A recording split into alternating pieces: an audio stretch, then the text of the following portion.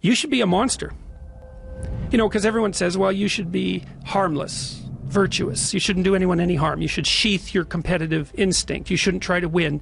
You know, you don't want to be too aggressive. You don't want to be too assertive. You want to take a back seat and all of that. It's like, no. Wrong. You should be a monster, an absolute monster, and then you should learn how to control it. Do you know the expression, it's better to be a warrior in a garden than a gardener in a war? Right, exactly. That's exactly it. Yeah. And that's exactly right. And so when I tell young men that, they think, well, lots of them are competitive. They're low in agreeableness, you know, because that's part of being competitive temperamentally. It's like, is there something wrong with being competitive? There's nothing wrong with it. There's something wrong with cheating. There's something wrong with being a tyrant. There's something wrong with winning unfairly. All of those things are bad. But you don't want people to win? What's the difference between trying to win and striving? You want to eradicate striving? That's why a dragon hoards gold. It's like, what's up with that? Well, it'll eat you. And it will. But it has gold. Well, so what do you do about that? Because it's paradoxical demands. Well, what you want to do is face the dragon and get the damn gold. That's what you want to do. Well, you have to be a paradoxical being even to do that. So, you know, in The Hobbit, for example, when, what's his name? Frodo, right? It's not, or it's Bilbo. It's Bilbo in The Hobbit.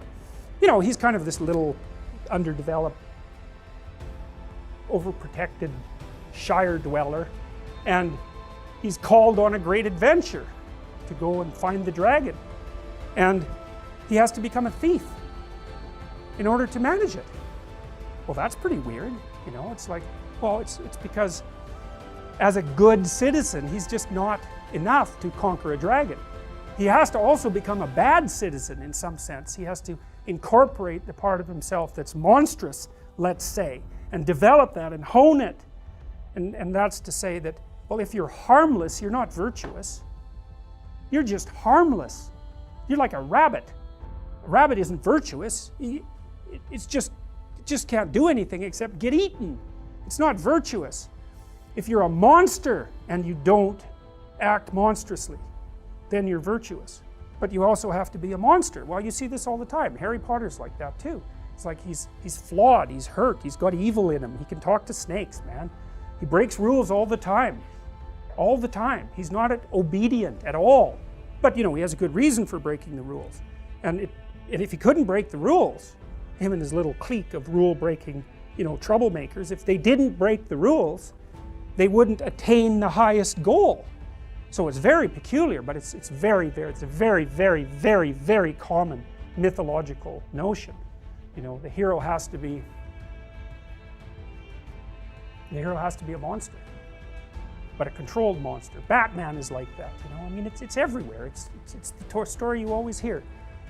One question is, you know, you're kind of implicitly moral insofar as you're socialized. But that's sort of procedural, it's just built into you. This is different. This is also becoming conscious of it and expanding out your personality into dimensions that it wouldn't normally occupy. So this happens to people all the time. So, for example, lots of my clients, my clinical clients, are too agreeable. And they're generally women, because women are more agreeable than men, but not always, because I've had agreeable men as clients as well. And what happens is they're resentful and they don't know how to stand up for themselves, and it's because they're very compassionate by nature. And so if you're entering into a negotiation with them, they'll let you win. Well, that's not so good, because you know you need to win too, especially if you're in an organization of adults where there's a struggle, right? When you have kids, you can let them win, especially infants. You have to let them win, and that's partly why compassion is so necessary. But as a basis for negotiation between adults, it's like, sorry, it's insufficient. You have to be a bit of a monster so that you can say no. And so a lot of what you do in psychotherapy is treat people's anxiety and depression. That's a huge chunk of it. Help them straighten out the way they think. That's a huge chunk of it. But another chunk of it is, well, let's toughen you up. You know, let's put you in a position where you can bargain. Let's teach you how to assert yourself and stand up for yourself. And that's assertiveness training. And it's a huge chunk of psychotherapy. And you need to learn it. It's like, because part of how you regulate your interactions with other people is to negotiate. And you cannot negotiate unless you can say no. You can't do it.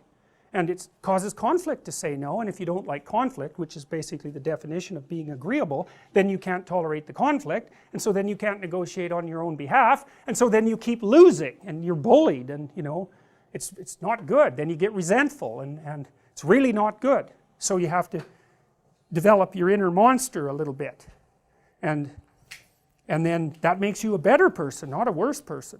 It's weird, but that's just how it is.